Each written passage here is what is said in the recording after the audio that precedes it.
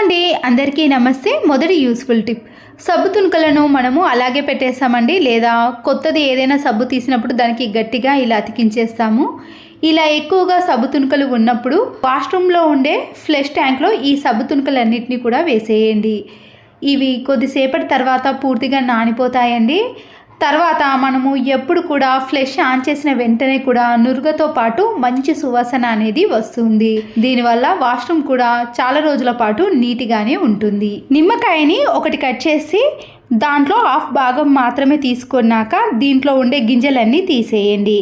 మనము ప్రతిరోజు రైస్ వండుకునేటప్పుడు దాంట్లో నిమ్మరసాన్ని కొద్దిగా వేసామనుకోండి, రైస్ అనేది తెల్లగా పొడి పొడిగా వస్తుంది. రైస్ కంప్లీట్ అయిన తర్వాత చూపిస్తున్నాను చూడండి. మనము కొత్త రైస్ తీసుకున్నప్పుడు రైస్ అనేది మెత్తగా తయారవుతుంది కదా, అలాంటి వాటిలో నిమ్మరసాన్ని వేసామనుకోండి, రైస్ అనేది మెత్తగా కాకుండా ఇలా పొడి పొడిగా తెల్లగా వస్తుంది. కర్రీ కోసం మనము ఆనియన్స్ని ఎక్కువగా కట్ చేసినప్పుడు ఇలా పొట్టు తీసిన ఆనియన్స్ అనేవి మిగిలిపోతాయి కదండి. బయట అలాగే పెట్టేసినా కానీ ఫ్రిడ్జ్లో పెట్టినా కానీ నల్లబారిపోతాయి. దీనిపై కొద్దిగా వంట నూనెను ఇలా పైన అలాగే లోపల పూర్తిగా అప్లై చేసి ఫ్రిడ్జ్లో కానీ బయట పెట్టినా కూడా 4-5 డేస్ వరకు ఈ ఆనియన్స్ అనేవి నల్లబడకుండా తర్వాత యూస్ చేసుకోవడానికి వీలవుతుంది. పాడైపోయిన వేస్ట్గా ఉన్న బ్రష్లు ఉంటాయి కదా, దాంట్లో నుంచి ఒకటి తీసుకొని నైఫ్ని వేడి చేసి పైన ఉన్న బ్రష్ వరకు మాత్రమే కట్ చేసుకోవాలి. ఇప్పుడు క్యాండిల్ సహాయంతో కానీ లేదా గ్యాస్ స్టవ్ సహాయంతో దీన్ని కొద్దిగా వేడి చేసి బ్రష్ని ఇలా పెట్టేసిన తర్వాత వాష్రూమ్లో ప్రతిరోజు మనము క్లీన్ చేసుకున్నా కానీ ఇలాంటి చిన్న చిన్న స్పేస్లో మనము మామూలుగా బ్రష్తో కానీ స్క్రబ్బర్తో క్లీన్ చేయలేకపోతామండి.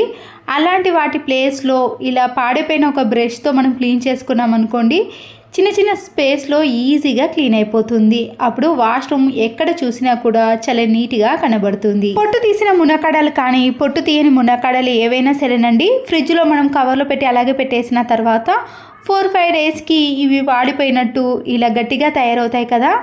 వీటన్నిటిని కూడా ఒక బౌల్లో వేసుకొని ఐస్ వాటర్ని కానీ ఐస్ ముక్కలను కానీ వేసేసి ఒక 5-10 మినిట్స్ పాటు అలాగే ఉంచేసేయండి. తర్వాత ఇవి మళ్ళీ గట్టిగా కాకుండా మెత్తగా మళ్ళీ ఎప్పటి మాదిరిగా ఫ్రెష్గా ఉంటాయి. ఇప్పుడు సమ్మర్ కదండి, మనము బయటికి వెళ్ళినప్పుడు ఖచ్చితంగా వాటర్ బాటిల్స్ని తీసుకెళ్తాము. అయితే ఈ వేడికి దాంట్లో ఉండే వాటర్ అనేది వేడిగా తయారవుతాయి. ఇలా వాటర్ని తీసుకెళ్ళేటప్పుడు మన ఇంట్లో సాక్స్ ఉంటుంది కదండి, ఉతికిన సాక్స్ను వాటర్లో పూర్తిగా తడిపేసి దాంట్లో కొన్ని వాటర్ని తీసేసిన తర్వాత ఈ వాటర్ బాటిల్కి వేసి బయటకి ఎక్కడికి తీసుకెళ్ళినా కూడా కొద్దిసేపటి వరకు చల్లగా ఉంటాయి. కూలింగ్ బాటిల్ క్యాప్స్ ఉంటాయి కదండి, దానికి ఇలా చిన్నగా హోల్స్ చేసిన తర్వాత దీంట్లో కాటన్ని కొద్దిగా పెట్టేసేయండి. కంఫర్ట్ ఉంటుంది కదండి, వాషింగ్ మిషన్లో వేసే కంఫర్ట్ని కానీ మంచి సువాసన వచ్చేది ఏదైనా సరేనండి, ఇలా కాటన్ మీద వేసి మనము వాష్రూమ్లో కానీ బెడ్రూమ్లో కానీ హాల్లో కానీ ఎక్కడైతే మనకి బ్యాడ్ స్మెల్ అనిపిస్తుందో ఆ ప్లేస్లో పెట్టేసామనుకోండి, ఆ రూమ్ అంతా కూడా మంచి సువాసన అనేది వస్తుంది. టాప్ లోడ్ వాషింగ్ మిషన్ అయినా ఫ్రంట్ లోడ్ వాషింగ్ మిషన్ అయినా సరేనండి, వాటర్ వెళ్ళే పైప్ ఉంటుంది కదండి, దాన్ని మనము 20 డేస్కి కానీ 1 మంత్కి ఒకసారి అయినా క్లీన్ చేసుకోవాలి. లేదంటే వాషింగ్ మిషన్ అనేది త్వరగా పాడయ్యే అవకాశం ఉంటుంది. అప్పటికప్పుడు మనము చింతపండులో నుంచి గుజ్జును తీయాలంటే టైం పడుతుంది కదండి, ముందుగానే నానబెట్టుకోవాల్సి ఉంటుంది. అలా కాకుండా ప్రెషర్ కుక్కర్లో కానీ ఏదైనా గిన్నెలో మనము కర్రీ చేసేటప్పుడు దానిపైన ఈ చింతపండును పెట్టేసి ఒక 5-10 మినిట్స్ పాటు వేడికి అలాగే ఉంచేసామనుకోండి, చింతపండు అనేది మెత్తబడుతుంది. ఆ తర్వాత దీంట్లో కొన్ని వాటర్ని వేసి చింతపండులో ఉండే గుజ్జును తీసామనుకోండి, చాలా ఈజీగా వచ్చేస్తుంది. అయిపోయిన కోల్గేట్ పేస్ట్ ఉంటుంది కదండి, దాన్ని తీసుకొని సీజర్తో ఇలా వీడియోలో చూపించిన మాదిరిగా చివరి భాగాన కట్ చేసుకోవాలి. దీంట్లో కొద్దిగా పేస్ట్ ఉంటుంది కాబట్టి దాన్ని వాటర్తో క్లీన్ చేసిన తర్వాత మనము చదువుకునేటప్పుడు ఎక్కడి వరకు చదివామో ఆ ప్లేస్లో ఇలా కట్ చేసిన దాన్ని పెట్టేసామనుకోండి, తీసేటప్పుడు ప్రతి పేజీ నెంబర్ని వెతకాల్సిన పని లేకుండా ఇలా డైరెక్ట్గా తీసుకొని చదవవచ్చు. సమ్మర్లో ప్రతిరోజు ఫ్యాన్ కానీ కూలర్ ఏసీ నడుస్తూ ఉంటుందండి. ఆ టైంలో క్యాలెండర్స్ కానీ దేవుని ఫోటో పేపర్స్ ఉంటాయి కదా, అవి గాలికి ఇలా ఎగరటం వలన ప్రతిసారి మనము నిద్రపోయేటప్పుడు డిస్టర్బెన్స్గా అనిపిస్తుంది. పెన్ క్యాప్స్ని కానీ ఇలా బట్టలు పెట్టే క్లిప్లను కానీ టిక్ టాక్ పిన్స్ ఉంటాయి కదండి, వాటన్నిటిని ఇలా క్యాలెండర్కి పెట్టేసామనుకోండి, పేపర్స్ అనేవి కదలకుండా ఉంటాయి. ఫ్రూట్స్ని తీసుకొచ్చినప్పుడు మనము వాటర్లో కడిగి తర్వాత పిల్లలను కానీ మనం కానీ తింటాం కదండి, అలా అస్సలకే చేయకూడదు. వాటర్తో 2-3 టైమ్స్ కడిగినా కానీ ఇలా పండ్లపైన ఉండే తెలుపు కెమికల్స్ అనేవి అస్సలకే పోవండి. వీడియోలో చూపించిన మాదిరిగా కొన్ని హాట్ వాటర్ని కానీ లేదా మామూలుగా ఉండే ట్యాప్ వాటర్ని వేసి సాల్ట్ను వేసి ఇలా 2-3 సార్లు బాగా కడిగిన తర్వాత ఈ సాల్ట్ వాటర్లోనే ఒక 5 మినిట్స్ పాటు అలాగే ఉంచేసేయండి. ఇలా చేయటం వలన ఏ ఫ్రూట్ పైన ఉండే తెలుపు కానీ కెమికల్స్ అనేవి ఈజీగా పోతుంది. అప్పుడు మనము పిల్లలు కానీ మనం తిన్నా కూడా హెల్త్కి చాలా మంచిగా ఉంటుంది. ఎక్స్పైర్ అయిపోయిన ట్యాబ్లెట్ షీట్స్ కానీ ఇలాంటి ఒక వైపర్ని తీసుకొని వీడియోలో చూపించిన మాదిరిగా ఈ వైపర్కి ట్యాబ్లెట్ షీట్స్ని పెట్టేసి ఊడిపోకుండా ఉండటానికి ఒక రబ్బర్ బ్యాండ్ని వేసేయండి. ఈ ట్యాబ్లెట్ షీట్స్ యొక్క చివరి భాగం అనేది షార్ప్గా ఉంటుంది కదండి. టైల్స్ పైన ఫ్లోర్ పైన కానీ ఎక్కడైనా జిడ్డు మరకలు ఎక్కువగా ఉన్నాయి అనుకోండి, ఆ ప్లేస్లో కొద్దిగా విమ్ లిక్విడ్ని వేసి ఈ వైపర్ స్టిక్కి పెట్టిన ట్యాబ్లెట్ షీట్స్తో క్లీన్ చేశారనుకోండి, ఎంత జిడ్డు పట్టిన మరకలైనా చాలా ఈజీగా క్లీన్ చేసుకోవచ్చు. గ్యాస్ స్టవ్ వెనుక జిడ్డు మరకలు ఎక్కువగా ఉంటాయి కదండి, ఆ ప్లేస్లో ఇలా వైపర్ స్టిక్తో క్లీన్ చేసుకొని చూడండి, త్వరగా జిడ్డు మరకలు అనేవి పోతాయి. అల్లంపై ఉండే పొట్టు త్వరగా రావాలంటే ఇలా జలిగిన్నెలో కానీ ఇలా గరిటెలో వేసి కొద్దిసేపు వేడి చేసామనుకోండి, పొట్టు అనేది ఈజీగా వచ్చేస్తుంది. సమ్మర్లో నిమ్మకాయల ప్రైస్ ఎక్కువగా ఉంటుంది కదండి, ప్రతిసారి నిమ్మకాయలను ఇలా నిలువుగా కోసి మనము దాంట్లో నుంచి రసం తీస్తాం, కానీ ఒక్క నిమ్మకాయ కట్ చేసినా కానీ రసం అనేది చాలా తక్కువగా వస్తుందండి.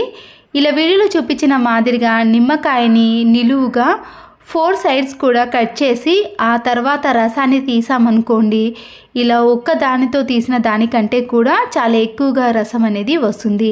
అప్పుడు నిమ్మకాయలు కూడా వేస్ట్ కాకుండా మన డబ్బులు వేస్ట్ కాకుండా ఇలా ఒక్క నిమ్మకాయతో రసాన్ని ఈజీగా తీసుకోవచ్చు. ప్రతిరోజు మనము రైస్ని వండుకునేటప్పుడు రైస్ని 2-3 టైమ్స్ పాటు వాటర్లో ఇలా శుభ్రం చేసాం కదండి, అయితే మొదట కడిగిన వాటర్ని మాత్రం ఇలా ఒక గిన్నెలోకి వేసుకోవాలి. ఆ వాటర్ని చెట్లకు వేసినా కూడా పెరుగుదల ఎక్కువగా ఉంటుందండి. అయితే నిమ్మరసం తీసిన తొక్క ఉంటుంది కదండి, దాన్ని ఇలా బియ్యం వాటర్లో తడిపేసి మన హ్యాండ్స్కి కానీ ఫేస్కి కానీ ఎక్కడైతే బ్లాక్ స్పాట్స్ ఉంటాయో ఆ ప్లేస్లో బాగా అప్లై చేసామనుకోండి, స్కిన్ అనేది మంచి గ్లో వస్తుందండి. ఈ సమ్మర్లో చాలామంది స్కిన్ అనేది డ్రై అయిపోతుంది కదా, ఇలా డ్రై కాకుండా ఉండాలన్నా కూడా ఇలా బియ్యం వాటర్తో మనం క్లీన్ చేసుకున్నాం అనుకోండి, స్కిన్ అనేది డ్రై కాకుండా ఉంటుంది. చూడండి, అప్లై చేసిన దానికి అప్లై చేయని దానికి తేడా ఈజీగా కనబడుతుంది.